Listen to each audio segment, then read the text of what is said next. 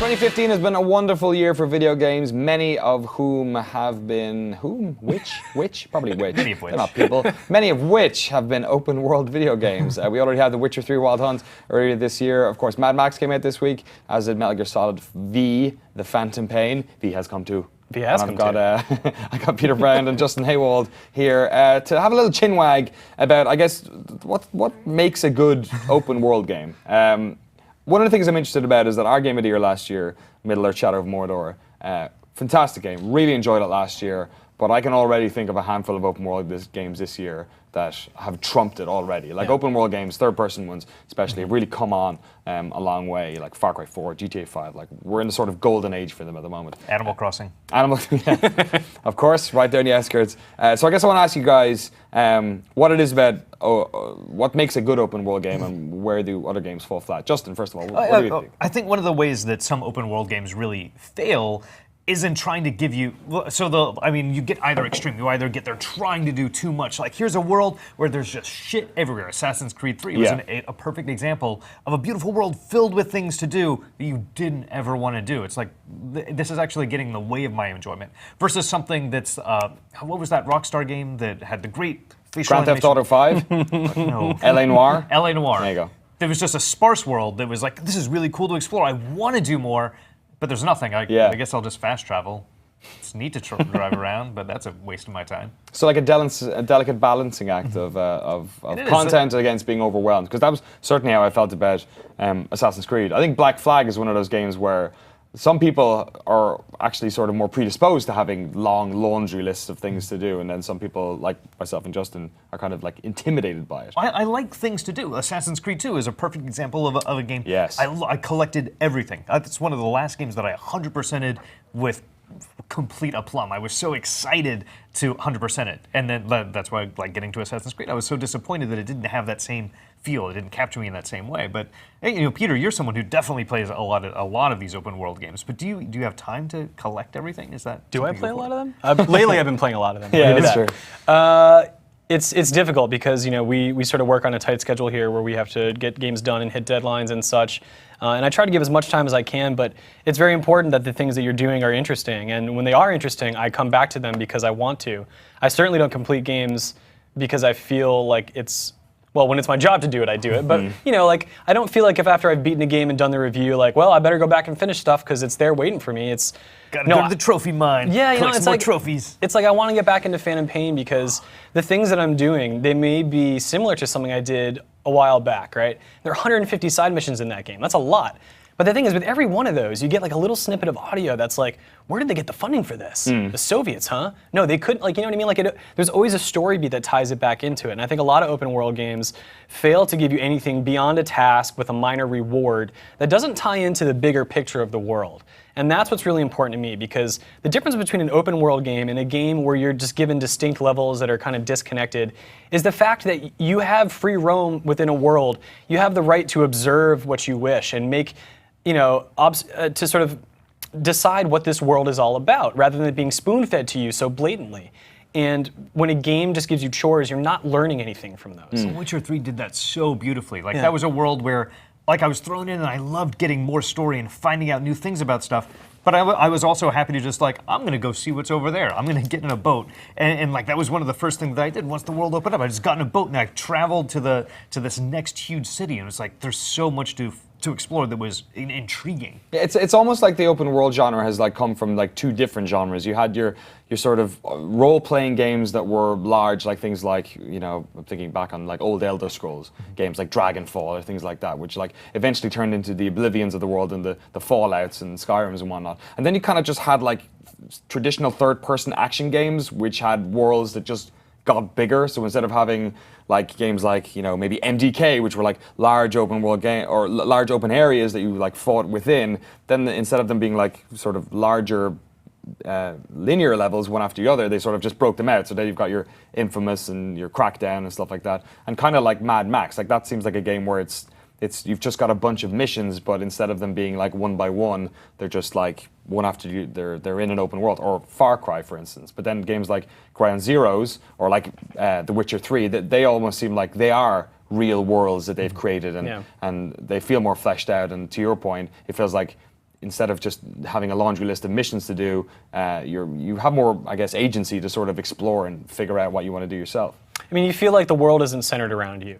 You know, you feel like you are a part of it, and I think that's very, very important. In games like, you know, Mad Max tries to do that. Like, it has different factions in it that are their own little societies, but you're always the center of attention. And obviously that's the job of a main character, but you have to be the center of attention, but you want to feel like even if I wasn't in this world, it's still happening around me. well, right, exactly, yeah. So you go into a mission in the Phantom Pain, right? And it's not like you're going there because there's some important person that's showing up.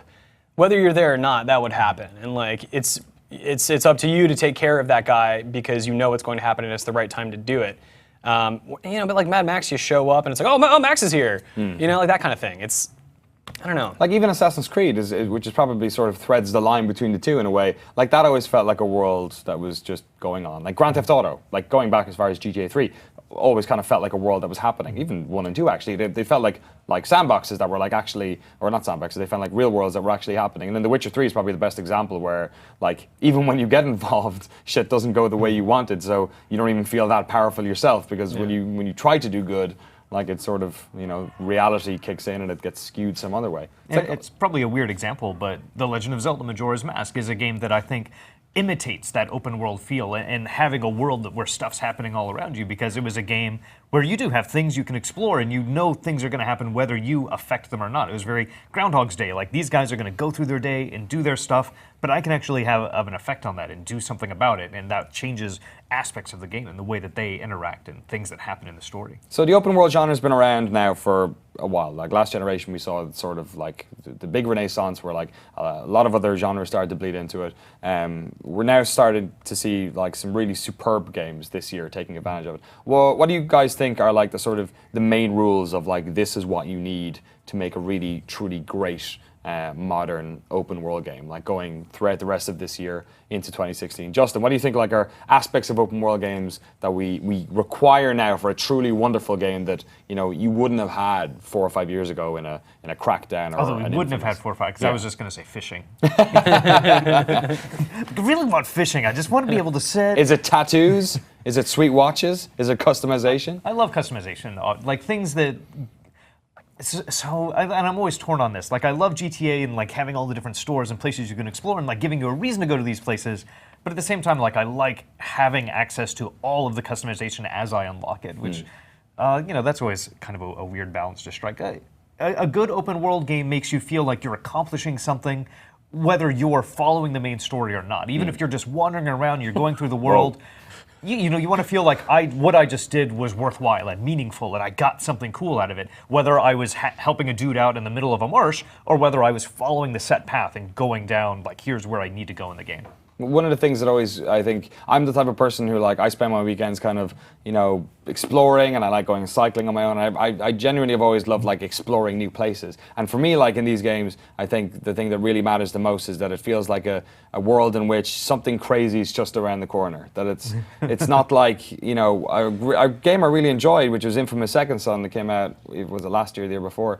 Like, you look at that, or you look at a game like Watch Dogs, like, they just feel like video game worlds, and you know exactly what's on around the next block. It's going to be the same thing, and people on their phones or whatever. Whereas like a game like The Witcher or, you know, Fallout or Skyrim, you never really have that sense of you know, you can see everything. It's kind of like you've got the blinders on. Yeah. And I think that sense of like wonder and discovery is maybe the most important thing. My favorite open world game is walking through the Tenderloin in San Francisco.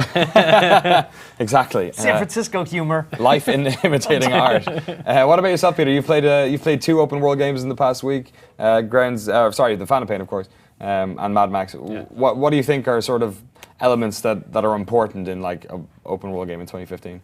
A degree of authenticity is needed, but it's not required. But I think the 2 things that are required, you guys both already brought up, right? Which is feeling like you are a part of a thing without being the only thing that is in control, and the sense of discovery and surprise. You know, like I think if the Phantom Pain was a more like consistently like repetitive environment, and like you kind of get the sense in the beginning, or you think at the beginning, like, oh man, all Afghanistan is going to look the same. Yeah, I'm like 2 hours, I'm 6 hours in, I guess, Yeah. and I'm kind of thinking, is this what it is then for here on? Yeah, no, but you find new things, and the same thing happens again when you go to the next country, and it is being in a place that is worth exploring with activities that are worth doing, and a society that's worth participating in, whether that's for good or for evil. Having a pet helps too. And having a pet that can't die. That's why Fallout 4 is probably going to be Game of the Year 2015. Also, Witcher stress having your effects. horse? Stress effects. That's true. Effect. And actually horses seems to be but you've got D-Horse. Is that his name? Yeah. D-Horse. D-horse. Does D stand for dog or diamond? Dog. Or- I don't. Yeah, dog horse. Dog horse, right? You've got dog meat or whatever the hell's in Fallout 4, perhaps. We'll see. Got roach. Horses. You know what it is? An attention to detail. That's what more open world games need. Because That's it's the what the little things that add up, man. That's what the D stands for. Detail horse. Detail Got horse. it. The Thank you s- details on the D. Thank you so much, Peter Brown, Justin Haywald, for coming in and talking a whole load of mess about open world video games. If you have any thoughts on what makes a great open world game, please, by all means, let us know in the comment box below.